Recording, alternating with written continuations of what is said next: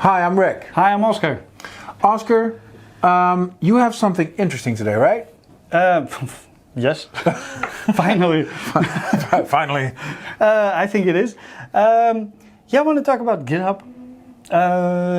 We like GitHub, use it. We also have Azure DevOps. But I see more Azure DevOps, but I see more and more people asking like, but should we move to GitHub? Can we move to GitHub? So I'm focusing a bit more lately on like newcomers that are, why not start at GitHub? Because the tooling there is pretty advanced. Yeah, and I think this discussion started as soon as Microsoft acquired GitHub a couple of years ago. Yeah. And then initially it was, no. How it's different. I mean, DevOps is still way ahead of GitHub in certain areas, but they're closing the gap. Yeah, definitely closing the gap. So there are multiple things there. We can talk about projects, the new project stuff, discussions, really cool. We don't have that as DevOps. No, we don't. But stage deployment and approvals and stuff, it's all in there. And we can peel it off and maybe make some other videos as well. But for today, I wanted to set up one of the basic things if you're doing DevOps. In a demo, you might paste in some access key to Azure, like I'm doing bicep, and throw it in there. But if you want to do this on scale, but then you're not pasting access keys. Let's not. We're not doing right-click deploys. But GitHub and Azure together have a pretty cool way to set a permission for a GitHub action, which is a pipeline, a deployment pipeline, to actually deploy to Azure. It has something specific. It's the OpenID Connect flow for it. Yeah. And then OpenID Connect is built on top of OAuth 2.0, right? OpenID Connect is a set of specs around, and one of the communication flows is OAuth. Yeah. And it has some specific things, but basically it is used to say to delegate a permission from one to another. And the nice thing about this version, and which I'm going to show, is it doesn't have a password. So previously, if you did that sometime, you could put a GitHub secret somewhere with a code, and it represents an app registration, and then you will give that access. And it's mostly the same, but I'm going to show you how the thing works with a federated identity. Okay. So more in the realm of managed identity. Yeah, it's a bit more like that, and there are a few options to set it up, and specifically set up like you can only use it in this context. Yeah. Makes it pretty powerful, pretty cool. So let's dive in. Sharing my screen here. I have a GitHub action here in this repo. So this GitHub action at the moment, I ran it once. No, I just deleted the field once. I ran it a couple of times. Everybody does that, right? Yeah. That's actually something that we still need to find a solution for. That when you're developing your pipeline, I mean, there are some, I can't remember. There's a package that actually simulates a lot of this thing to run it locally. I will share it later. Should work pretty decently for most cases. Lately, I also tend to do more with just the CLI action, and not those combined. Yeah, if it gets complicated, but if it's a deployment of a web app, we can do AZ web app. Yeah, you used to have the specific step for it because it was a publish and it needed to zip stuff for you, and but these days the command line tools are all there, so you can just get it from npm. You see that with Azure Static Web Apps. Yeah, there's a command line tool. There's the AZ CLI. So most of the time it's PowerShell, and I can write that locally. So I'm having less failures lately because of that. That's better. This pipeline, or this Azure GitHub action, has run once here, and it just ran hello world. GitHub Actions, you don't create an action here. It's a YAML file like in Azure DevOps. It saves it under the workflows folder, and if you look here, it's also pretty simple. It gets, this is the runner, it's an Ubuntu latest version, does a checkout of the stuff of your repo and just echoes a script. So what I want to do, I want to be able to deploy from here, to deploy to an Azure resource group, deploy resources. So my idea was, if you look at this code, I added a bicep file in there, app service, pretty straightforward, creating a service plan and an app service on it. How to run this. So first of all, we're going to go to the portal. And to the portal, I'm going to start again with app registrations. Yeah. So you could make a new app registration, give it a name. Let's give it something it will actually accept. Don't have to do much more than that. This is now the name, and this is a new app registration. Mm-hmm. This app registration, you can give permission to write somewhere in your Azure subscription. So I prepared one, so there are some things so I won't make a mistake during recording the video. So what you can do, this Azure app registration is called IODC example. Mm-hmm. And what I want to do, I have this resource group, and I want to give permissions to create some resources here. Yeah. So first of all, what I'm going to do is make the account that on behalf of GitHub will be able to do this. And give it the right roles and permissions to make sure that it can do whatever it needs to do. So in this case, I'm going to do it pretty simple. I'm going to add in IAM, I'm going to add a role assignment, and I'm going to give it contributor on this resource group only. Yep. And I'm going to add some members there. Look, you are also there. Oh. And I'm going to give it this app registration. So I'm going to assign that there. So everything acting on behalf of that app registration should be able to create resources now. Yeah. So that's step one. Step two is something more specific, depending on what step two is, because it is a two-sided thing. You have on one hand GitHub that wants to do something and needs some context to try to do something at least, and then you have Azure saying, like, what are you doing here? Because normally you would bring a password and you have a handshake. It's like, yes, it's you. And now you don't want to do that. So what you actually want to do is in Azure, for that app registration, you want to go into certifications and secrets, and you're not going to create a client secret. You're going to go to the Federated Credentials here. Okay. You're going to add a credential, and in here you see some scenarios which are interesting. You see GitHub Action deploying Azure resources. Well, so they specifically built something to make this possible. This is pretty specific indeed. So what they built is a federated identity where Azure is expecting GitHub is a pretty reasonable thing to build something specific for. So you can choose your scenario here. What you can do then is you need to fill in the organization in the repository. Those are mandatory. So everything is always scoped at least to one repository. Mm-hmm. It's not like the whole organization can deploy in my whole subscription. No. Would also not be recommended. No. So my organization name, I think I put it on my private repo. And I have it called Azure. I'm going to copy paste it because we're developers, right? Yeah.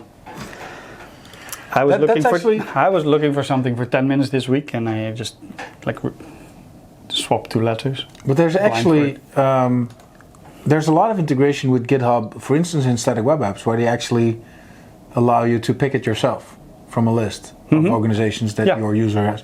So that's not in there. No, that's not in there. But I can imagine. But you need to be in the same browser in the same context. Yeah. I worked on a version for this to set this up. And I know there are some other ways, but I made a PowerShell script that just uses your current context, and it assumes you have the GitHub, the GH CLI, the Azure CLI. So you run the script, like, what do you want to make? For which resource group? What do you want to do? And you just ask that, you fill it in, and you're doing all this.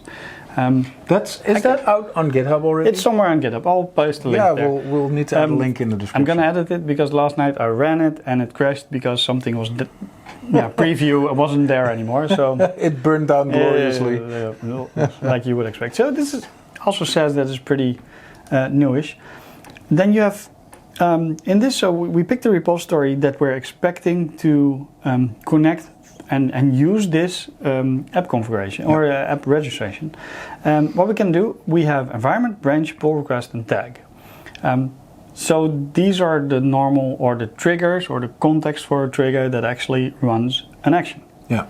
So I talked about, for instance, approvals on environments. Then you're running this thing in an environment. Yeah. And if you have an environment specified on your job, on your step there, that will be the one that he tries to connect with. You can also set them all up. In this case, I want to just a normal kickoff, a branch, an integration build. I want to expect that here. So the branch I'm going to fill in here is called main. Mm-hmm. So every GitHub action on main that will try to connect to the portal will be allowed through this. Well, like here's a token. So this also means any other branches will not have rights. Any other branches won't have rights. But that's actually pretty powerful, since this also means that you cannot accidentally trigger a build pipeline on a branch that pushes stuff into Azure. Yeah, and I actually tested it to give it a wildcard and won't accept it. This doesn't exist in Azure DevOps. It's not that specific in Azure DevOps. Azure DevOps, we have some different options, but this one I didn't see. Yeah, if you have the credentials, you can just push no matter where you use them.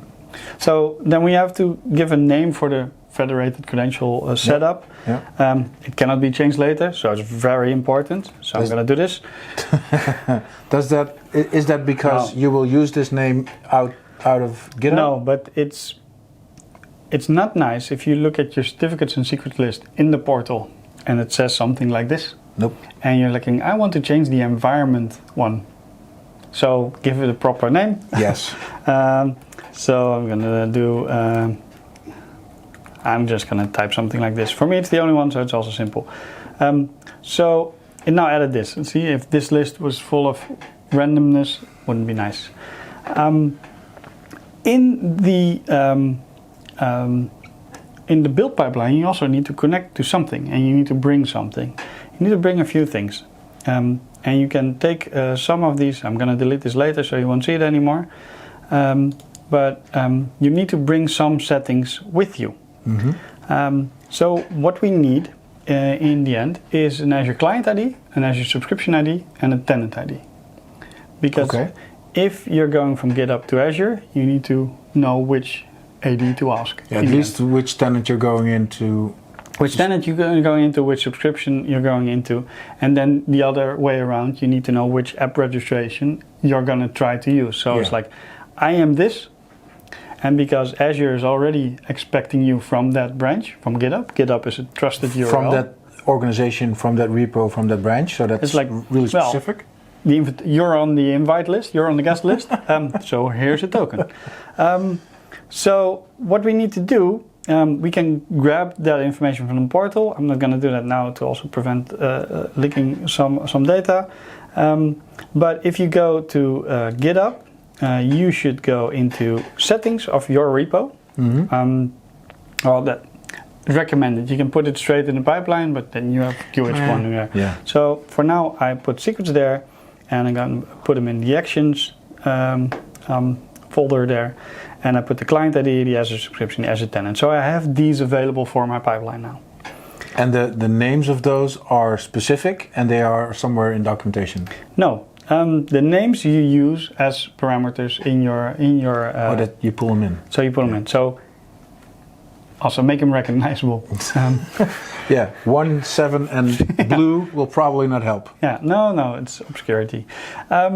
So if I look into my bicep file, and I'm gonna edit this straight in here because I can. This is my bicep file. I want to get into the workflow, of course. I'm gonna edit that one. The bicep was whatever it is. So this is your GitHub action, and you see that I put some reminders for myself there to do two things. I wanted to run the deployment, run the bicep file. Of course, yeah. So that would be normally, I'm gonna copy it in because I'm lazy, and I will make mistakes otherwise. And we don't want to make space typos. Yeah, because it's YAML. It's gonna be a long episode. So in this thing, I just want to do an Azure deployment group, and I want to deploy this app service, and it should start running it and building it. But for that, it needs to know the context that we just set up. Yeah. So what I need to do before the CLI, I need to log in with the CLI. Yeah, you need to get a token, right? Now to get the token to log in. And what are we doing there? We're using the Azure login. This is the same one where you used to put, if you use the old flow, you used to put your secret in. Yeah. Only instead of the secret, you put the 3 keywords in there that you're expecting. So the subscription ID, the tenant ID, and the client ID. They're not secrets. Try to hide them. Try not to put them in the code, but they're not passwords. No, true. But still, they provide a lot of context for who you are and what you're trying to do. So if you put them in the secrets here, even though they're not passwords, they're hidden from everything, from everyone. I think it's a good practice. It is, just like you are probably going to blur out your own subscription ID in post, right? Definitely. I have a plugin for that doesn't always work. Yeah, I know the plugin. Yeah. So this is indeed the naming you give on it. This is pretty common in the Microsoft documentation as well. Yes. So use this. Yeah, the reason I asked is because they look a lot like what the documentation uses, and maybe I thought they are being automatically used as environment variables, but that's not the case. No, you need to push them in there. I can also imagine you want to be a bit explicit with this. It's already magic. True. Because if I run this now, it's like, okay, this will run. It knows which subscription and tenant to go to ask for the credentials. The other side knows you're coming from a main branch. It trusts GitHub, so it should work. This pipeline will fail. And it will fail all night, even how many times you run it. You know why I say that, because I've actually tried it. And there was one thing that I forgot to paste in. Because it's getting a permission in line, you need to set up in your pipeline that it actually has some permission. It requires permissions to write the token in this context. So these are actually the scopes that you're asking when requesting the token, right? Yeah. So if you're not doing that, you'll get a token that doesn't allow you to do anything. No, you get nothing. Because, you don't even get a token. you get everything fails in the end, but because it's a security thing, it doesn't really expose what you're doing wrong. That's the horrible thing with testing security things, right? Yeah. So I think we discussed that with one of our guests in the podcast. Definitely, and I think someone who was building parts of this. So it knows the permissions, knows how to that it needs a write token. So from this, it will it might even work. Let's commit the changes. I think I have a trigger on there, so the action should start working. Well, yeah, I updated it. Trigger was set in the YAML. So what it will do is in the end login. I'll open it. You might be able to follow what it's doing in here. So doing the Azure login, you're saying you're getting a token, running the AIC with the token that's in context because the CLI has enough. Yep. And from here you can do everything. I gave it contributor in the resource group, so I'm actually also running this bicep against the resource group. It should work. If I do anything else, if I run this from a pull request, if I run this from another branch, it will fail because that's not allowed by the token that I'm getting. Or I'm not getting a token for that context. So it's a bit, it's hard to explain this thing in the first run, hard to grasp, because if you look at the documentation, it's quite a lot. It is it does feel kind of magic. You're just specifying that you should find it okay that he talks to you and says to you what to do. This only works if like Microsoft now or Azure trusts GitHub. Logical that they will trust each other. But that works because we know like GitHub is a trusted supplier. We can confirm it's GitHub, and if GitHub is asking this from this context, they secured their part, so I can trust everything they claim to be. And the other side is like, well, then I give you this. Yeah. I can even imagine the build agents for GitHub running in Azure. I'm not sure if they are, but they might be running on Azure since I think they have some. I'm guessing they won't have them under their desk somewhere. So That's actually something that both of us know did happen once in a while. There, it machines on your desks. We see them in the wild. Somebody needed to click a button during a process somewhere. So if I look at this resource group, we created some app plans. So it actually worked, and that's awesome. What I can do is prove to you that there wasn't any more magic than that, and I could go to the certificates and secrets, go to the federated identity, and I could say, well, I want to only allow this for the dev branch, and update this thing again. So those are things you can change. Yep. You don't have to set up everything again, and then kick off the same build. Also, if you start the action by hand, you're running it on the branch, so it will ask for the branch it on for that permission. Yeah. So like the dispatch run workflow is different, of course, but it's actually the context domain. It's like a CI trigger. If I run this, I'm guessing it will pop up here. There it is. There we go. It will run. I'll open the job. It will spin up one of the runners for us. And then now will it fail on actually acquiring the token already because it comes from a branch that wasn't specified, or will it break on trying to... Okay, there's your answer. There's your answer. So in the end, it fails on the login. So it doesn't... There's nothing saying, because there's only federated credential for the branch. So also knowing enough that it's not a token with some permissions or some claims on it you requested. It's a token specifically in the context of this branch doing that. So it's really narrow. But that's also important because on one hand, just like you said, it's really narrow. So it really allows you to allow and deny stuff that you want to allow and deny. But also, this is the right location where your pipeline should stop. Yes. It shouldn't try and do all of those other things and then say, oh, wait a minute, I did have a token. Here's the build, I've run 200 tests for you, and like, oh, sorry. Now this is straight at the beginning, do the login, and I think it helps you a lot. It's like also these days I'm getting here I'm running the bicep inline. I'm doing the AZ bicep. Yeah. But more and more I'm doing the create JSON from your bicep, create IRM in your build step. So you're not like the build is completed, all the tests ran, and then my ASC broke because I'm doing an AZ deployment straight away. Yeah. I'm putting that in an artifact. So you have an earlier result. It's same like just log in your CLI before you continue. It's smarter. It saves you some time. It does. And frustration mostly. This stuff is out there. We'll try to put a link also to the script I have, and even if the API changes again, it gives you enough context to figure it out. To fix it. And then do a pull request on his repo. Yeah, definitely. But because setting this up, setting up in the portal, and like it's a lot of work if you have like microservices, multi-repo. Yeah, it's a lot. It's a great way to automate it if you have a tool for that. Yeah. So now we have a quick video to give you some idea of what's happening at GitHub and what's happening at the portal. To communicate to each other, and that this thing is actually out there. So from now on, like if you're using a password, like you shouldn't. Like it's really old school. So don't use passwords. Don't use passwords. Thanks. See you next time. Bye. Bye.